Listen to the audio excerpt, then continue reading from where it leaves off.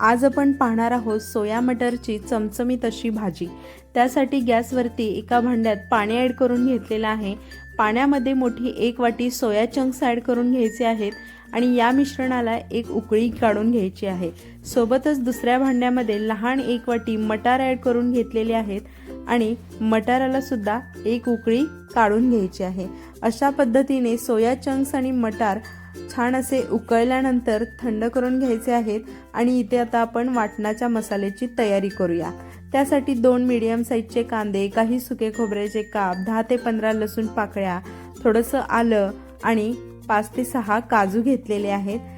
आता हा कांदा तेलावरती छान असा परतून घ्यायचा आहे तांबूस रंग येईपर्यंत। कांदा छान तांबूस रंग येईपर्यंत तेलावरती परतून झाला की याच्या मिश्रणात आपण सुके खोबरे घालायचे आहे, सोबतच लसूण पाकळ्या, आले आणि काजू सुद्धा ॲड करून घ्यायचं आहे आणि हे सुद्धा मिश्रण आपण छान तेलावरती असं परतून घ्यायचं आहे कांद्यासोबतच। मिश्रण थंड झाल्यानंतर याचं आपण छान असं बारीक वाटण बनवून घ्यायचं आहे। आता मी या मिश्रणाचं वाटण बनवून घेणार आहे। तुम्ही जर हा व्हिडिओ पाहत असाल तर व्हिडिओला लाईक करा, शेअर करा, चॅनेलला सबस्क्राईब करायला मात्र अजिबात विसरू नका। प्लीज प्लीज प्लीज चॅनेलला नक्की सबस्क्राईब करा। याच कढईमध्ये मी आता 2 ते 3 चमचे तेल ॲड करून घेतलेले आहे आणि तेलामध्ये आता मी खडे मसाले ॲड करून घेणार आहे। याच्यामध्ये मी आता थोडीशी दालचिनी, थोडेसे लवंग आणि मिरे, सोबतच तमालपत्र ॲड करून घेतलेलं आहे आणि हे सुद्धा मिश्रण छान असं तेलावरती परतून घ्यायचं आहे।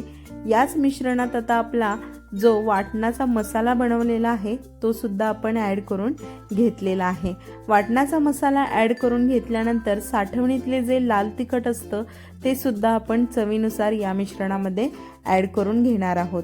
म्हणजेच मी लाल तिखटाचा इथे 2 चमचे इतपत वापर करून घेतलेला आहे।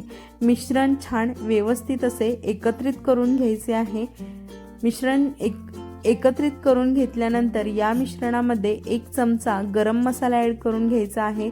चवीनुसार मीठ मिक्स करून घ्यायचे आहे आणि जे आपले मटार आहेत आणि सोया चंक्स आहेत ते आपण या मिश्रणात ॲड करून घ्यायचे आहे। उकळलेल्या सोया चंक्स मधले पाणी मात्र व्यवस्थित असे प्रेस करून हाताच्या साहाय्याने आपण दाबून निथळून घेणार आहोत आणि मगच सोया चंक्सचा या भाजीमध्ये वापर करून घ्यायचा आहे।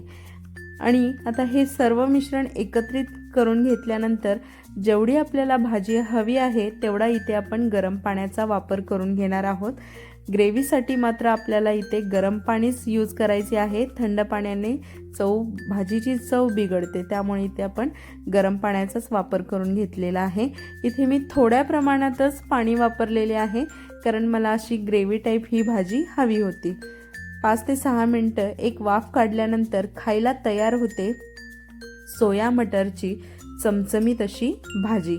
वरून याच्यावरती आपण कोथिंबीर ॲड करू शकतो। भातासोबत, चपातीसोबत अत्यंत पौष्टिक अशी खायला तयार आहे ही सोया मटरची भाजी। रेसिपी नक्की ट्राय करा।